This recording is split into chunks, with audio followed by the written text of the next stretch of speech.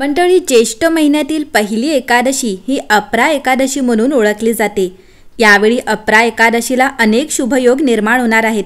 जरी सर्व एकादशींना विशेष महत्त्व आहे, परंतु अपरा एकादशीचे व्रत केल्याने व्यक्तीला ब्रह्महत्या म्हणजे ब्राह्मणाची हत्या पर्यंतच्या पापांपासून मुक्ती मिळते, तसेच जीवनात आनंद आणि समृद्धी येते। यंदा अपरा एकादशीची तिथी 22 मे दुपारी 1:13 सुरू होईल आणि एकादशी तिथी 23 तारखेला रात्री 11:30 संपेल। अशा परिस्थितीत 23 तारखेला अपरा एकादशीचे व्रत केले जाईल। अपरा एकादशी शुक्रवार 23 मे रोजी आहे। तसेच आयुष्मान योग आणि प्रीती योगाचे शुभ संयोजन देखील या दिवशी तयार होते।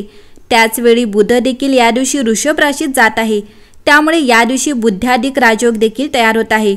म्हणून या दिवशी पूजा केल्याने तुम्हाला विशेष लाभ होतील।